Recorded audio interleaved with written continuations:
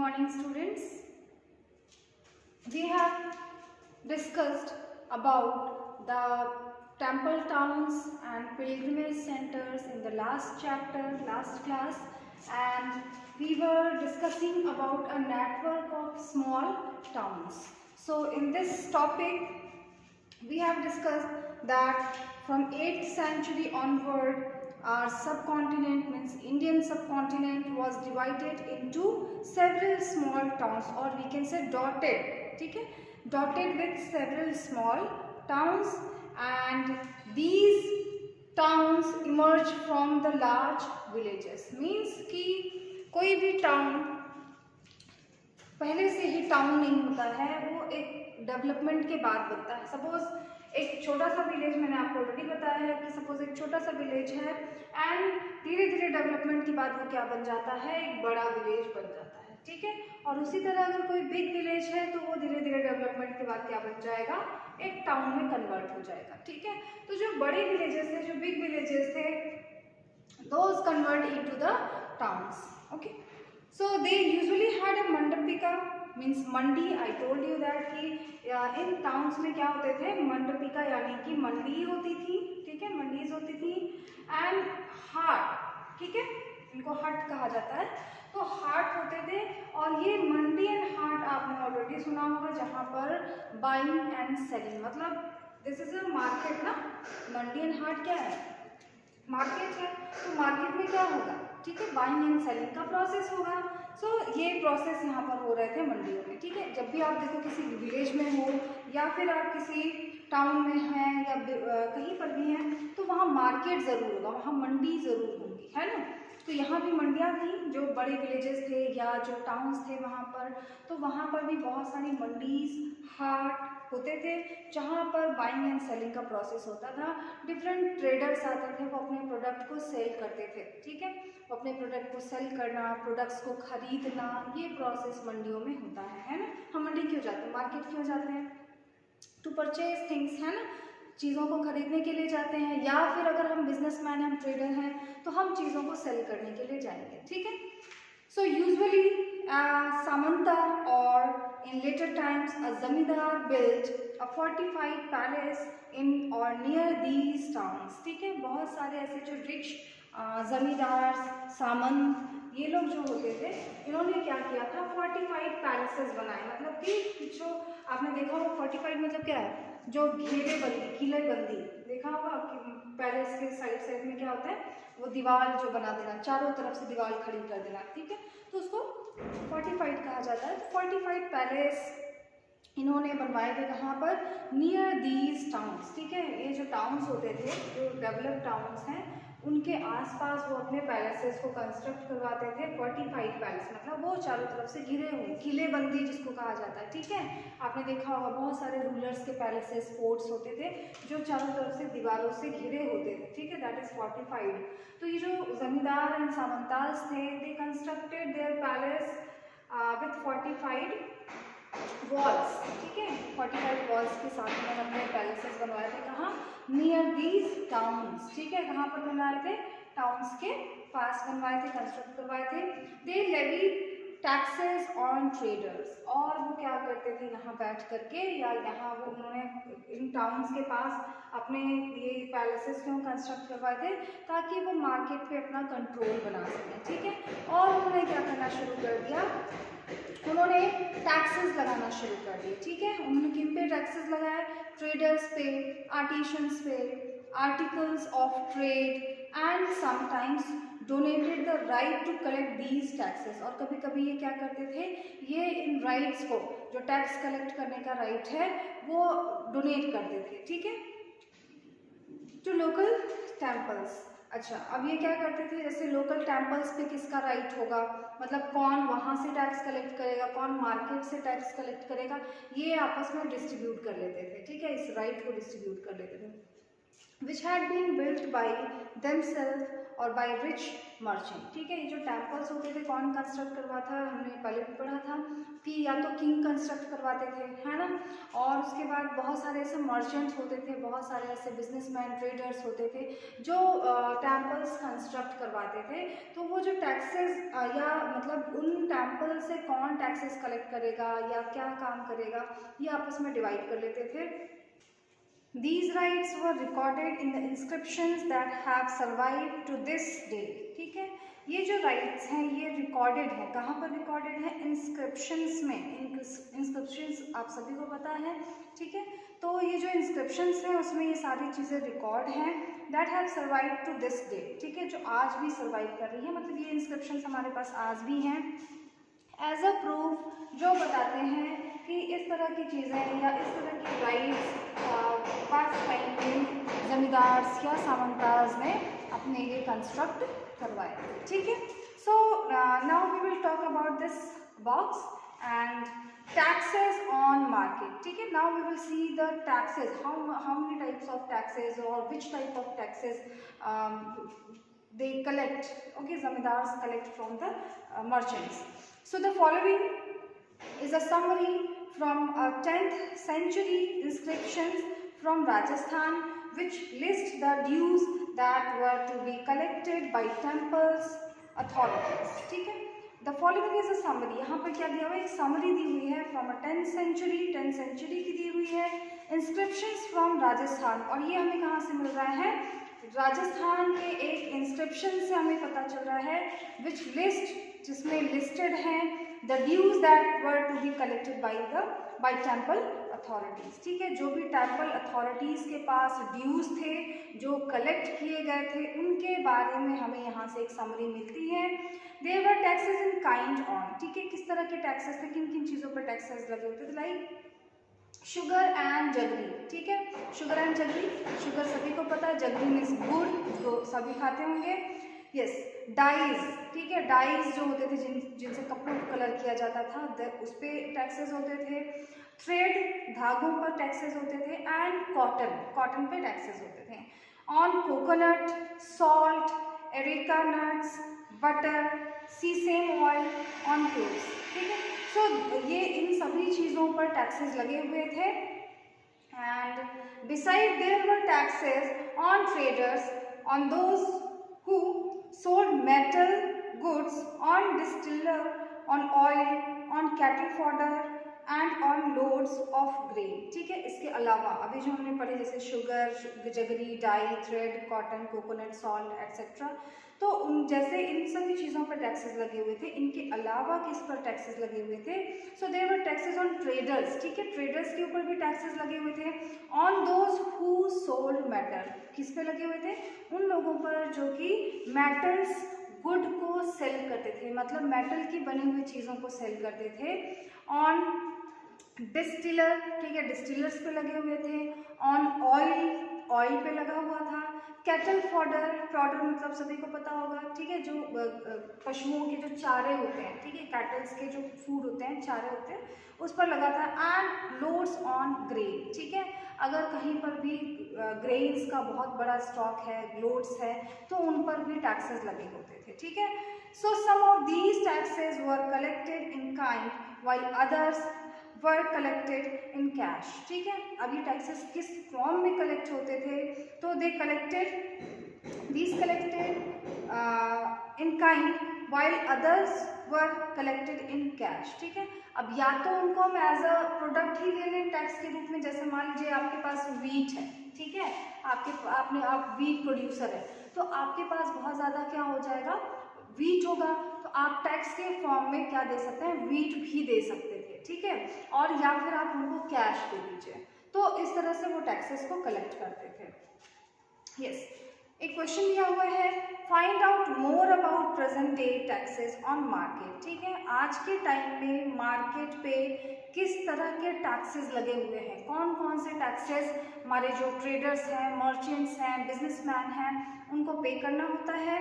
Who collect these taxes, आज के present time में कौन इन टैक्सेस को कलेक्ट करता है। हाउ आर दे कलेक्टेड, कैसे कलेक्ट करते हैं। And what are they use for, और उसके लिए वो क्या करते हैं, टैक्सेस कलेक्ट करने के लिए वो क्या करते हैं, ठीक है। तो find out this and tell me in the class. Now we will talk about traders big and small, ठीक है। हम लोग किसके बारे में बात करने जा रहे हैं, ट्रेडर्स के बारे में बात करने जा रहे हैं, बिग और स्मॉल ट्रेडर्स के बारे में बात करने जा रहे हैं, ठीक है।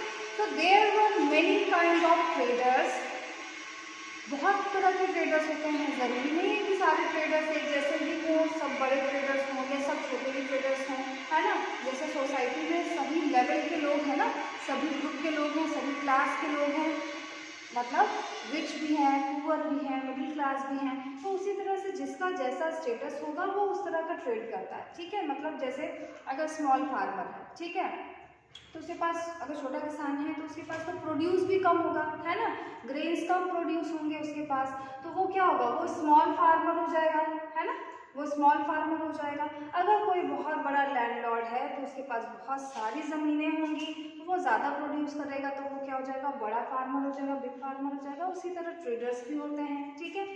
सो कई तरह के ट्रेडर्स थे। These included the Banjaras, Banjara मतलब पता है आपको, नोमैड्स, ठीक है, जो एक जगह से दूसरी जगह मूव करते रहते हैं, उनका कोई फिक्स प्लेस नहीं होता है ना, तो that are Banjaras. Several traders, specially horse trader, ठीक है, बहुत सारे ऐसे ट्रेडर्स होते थे जैसे हॉर्स ट्रेडर है, ठीक है। फॉर्म्ड एसोसिएशन, ये लोग क्या करते हैं, एसोसिएशन फॉर्म करते हैं, अपना एक संगठन बनाते हैं, ग्रुप बनाते हैं, with headman who negotiate on their behalf, ठीक है।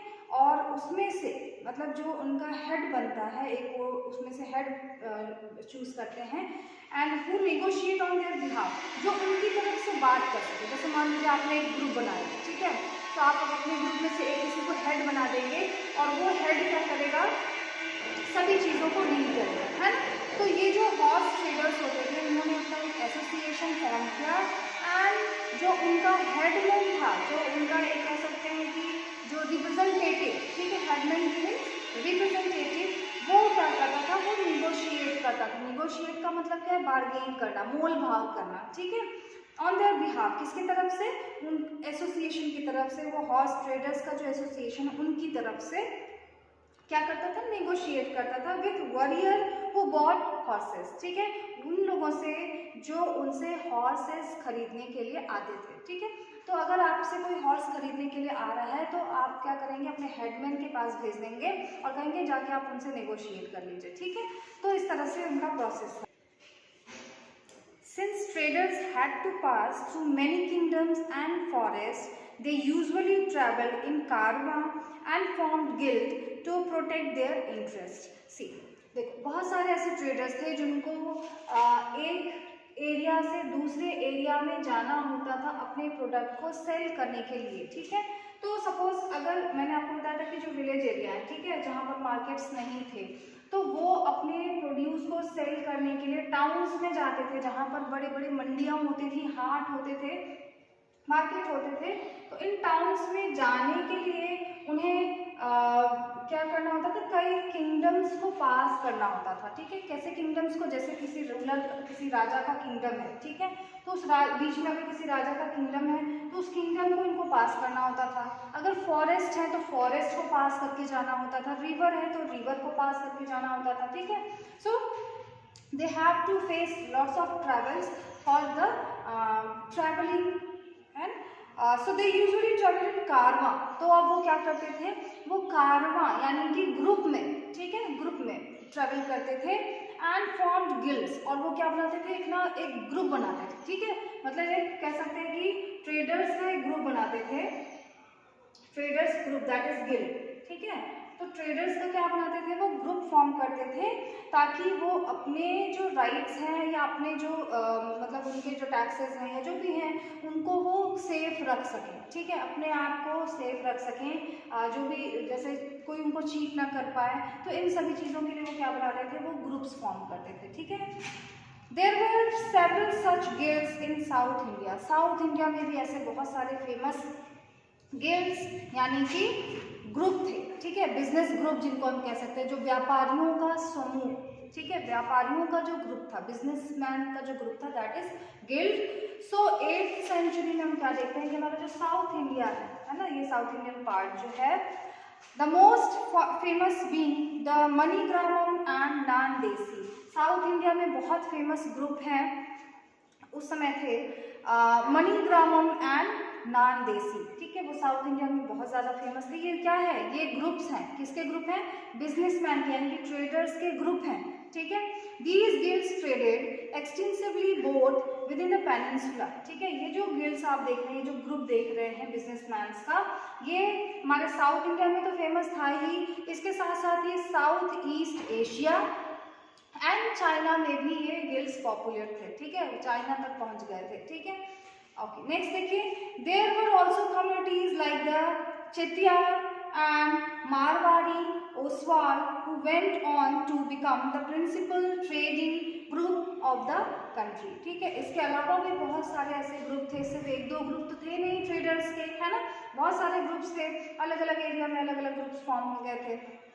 उनमें से चेतियार एंड मारवाड़ी ओसवाल ये बड़े फेमस हुए और ये हमारे कंट्री के एक जो बोलते हैं ना मेजर ट्रेडिंग ग्रुप के रूप में ये एमर्ज हुए, ठीक है, मतलब हमारे कंट्री में ये बहुत फेमस और बहुत मेजर ट्रेडिंग ग्रुप के रूप में जाने जाते हैं।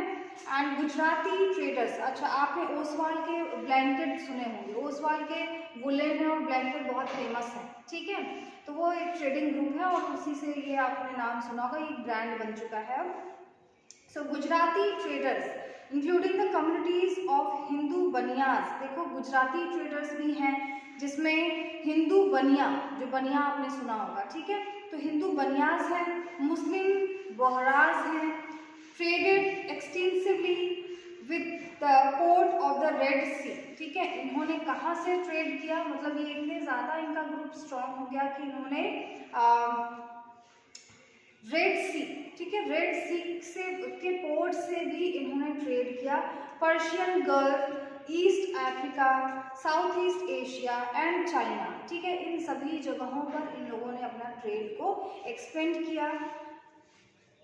They showed textile and spices in these ports and in exchange brought gold and ivory from Africa, ठीक है। अब इन्होंने क्या किया है, ये जो ट्रेडर्स हैं, दे सोल्ड टेक्सटाइल, क्या क्या बेचा इन्होंने, क्या क्या सेल किया, टेक्सटाइल सेल किया, ठीक है, कपड़े सेल किए, स्पाइसेस सेल किए इन पोर्ट से, एंड इन एक्सचेंज, और उसके बदले में इन्होंने क्या लिया वहाँ से, उन्होंने गोल्ड, आइवरी, ठीक है, फ्रॉम अफ्रीका से, ठीक है, and spices, tin, Chinese blue pottery and silver from Southeast Asia and China, ठीक है। और क्या क्या किया उन्होंने, और उन्होंने स्पाइसेस, टिन, ठीक है, अफ्रीका से उन्होंने क्या क्या बेचा, स्पाइसेस और टिन को, चाइना से उन्होंने ब्लू पॉटरी खरीदा, एंड सिल्वर कहाँ से लिया उन्होंने, साउथ ईस्ट एशिया और चाइना से उन्होंने इंपोर्ट किया, मांगा मतलब ले लिया, ठीक है। The towns on the west coast were home to Arab, Persian, Chinese, Jewish and Syrian Christian traders, देखो the town on the west coast, अगर हम अपने वेस्टर्न कोस्ट को देखते हैं, ये ईस्ट है आपका, है ना, इंडिया का जो पार्ट है क्या है, ये ईस्ट है और ये वेस्ट है ना, तो वेस्टर्न कोस्ट की हम बात कर रहे हैं। The town on the west coast, ठीक है, वेस्टर्न कोस्ट पे जो टाउन थे वर होम टू अरब, ठीक है, ये एक तरह से समझ लो कि होम था Arab, Persian, Chinese, Jewish and Syrian Christian traders का, ठीक है। Indian spices and clothes sold in the Red Sea port were purchased by Italian traders, ठीक है। अब देखो जो इंडियन स्पाइसेस हैं, मसाले हैं, क्लोथ्स हैं, ये बेचे जाते थे कहाँ पर, रेड सी पोर्ट में बेचे जाते थे, एंड परचेज, और उसको कौन खरीदता था, इटालियन ट्रेडर्स खरीदते थे, ठीक है, कौन खरीदता था, इटालियन ट्रेडर्स खरीदते थे। इवेंचुअली रीच्ड यूरोपियन मार्केट, और ये जो चीज़ें हैं इंडिया की वो कहाँ तक पहुँची थी, वो यूरोपियन मार्केट तक पहुँचती थी, फेचिंग वेरी हाई प्रॉफिट, ठीक है, और जिससे क्या होता था, बहुत हाई प्रॉफिट हमें मिलता था, हमें मतलब क्या है, उस समय के ट्रेडर्स को मिलता था, ठीक है। Spices grown in tropical climate, ठीक है, स्पाइसेस कहाँ ग्रो होते हैं, ट्रॉपिकल क्लाइमेट में ग्रो होते हैं, जैसे पेपर है, cinnamon, nutmeg, dried ginger etcetera. ठीक है, ये सारी चीज़ें वहाँ प्रोड्यूस होती थी। कहाँ पर? Tropical climate. ये हमारा सदर्न इंडिया इसलिए बहुत पॉपुलर है ना, स्पाइसेस ग्रो करने के लिए बहुत पॉपुलर है। सो ये मसाले या कह सकते हैं कि जो स्पाइसेस हैं ये हमारे जो ट्रॉपिकल क्लाइमेट एरिया यानी कि सदर्न इंडिया है वहाँ पर ग्रो किए जाते थे। Became an important part of European cooking. ये जो एरिया है वो बहुत इंपॉर्टेंट पार्ट बन चुका था किसका?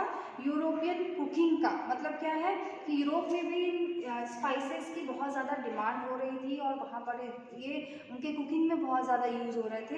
And cotton clothes were very attractive. ठीक है, कॉटन क्लोथ्स हमारे जो है बहुत अट्रैक्टिव होते थे, मतलब उनको वो बहुत अट्रैक्ट करते थे। आप सभी को पता होगा India is a home of cotton. माना जाता है कि इंडिया में ही सबसे पहले कॉटन ग्रो किया गया था, तो इंडिया को कॉटन का क्या माना जाता है? होम माना जाता है। ठीक है, so this eventually due European trader to India. ठीक है, और इसी की वजह से क्या हुआ? यूरोपियन ट्रेडर्स भी इंडिया में आने लगे। And we will shortly read about how this change the face of trading and town. ठीक है, और हमने धीरे धीरे क्या पढ़ा शॉर्टली कि कैसे हमारा जो ट्रेडिंग का सिस्टम था, जो हमारे टाउन्स थे, कैसे धीरे धीरे करके चेंज हो गया, उनका फेस चेंज हो गया। ठीक है, सो we will stop this topic here and we will continue this topic in the next class, and your homework is whatever I given you, that page number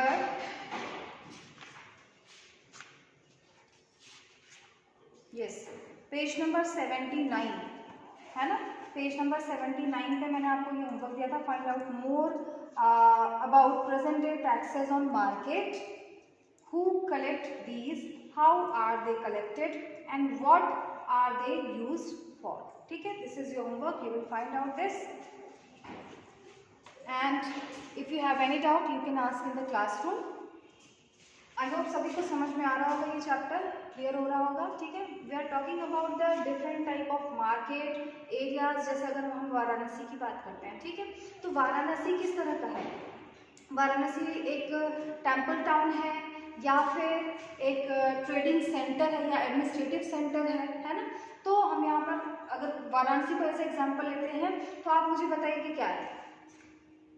ठीक है, सो हम देखो, एक तो ये टेम्पल टाउन भी है, आप देखेंगे ये क्या कहा जाता है, इसको मंदिरों का शहर कहा जाता है ना। तो Varanasi is a temple town also.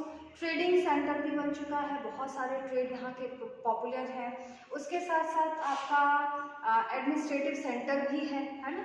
तो यहाँ वाराणसी क्या बन चुका है, अभी तीनों कैटेगरी में आता है। इसी तरह पहले के जो सिटीज़ होते थे या टाउन्स होते थे वो पर्टिकुलर उनकी एक स्पेशलिटी होती थी, या तो वो टेम्पल टाउन है या फिर वो एडमिनिस्ट्रेटिव और टेम्पल टाउन दोनों होते थे, या फिर वो तीनों हो सकते हैं। तो हर टाउन में कुछ ना कुछ स्पेशलिटी होती है, कुछ उनका मेजर फीचर होता है, और वही हम पढ़ रहे हैं इस चैप्टर में। ठीक है, तो टाउन्स क्या है, ट्रेडिंग क्या थी, और क्राफ्ट पर्सन। अभी क्राफ्ट पर्सन पे हम आए नहीं, हम आएंगे तो फिर इस पर भी डिस्कस करेंगे। Okay students, I hope clear हो गया होगा। Thank you so much.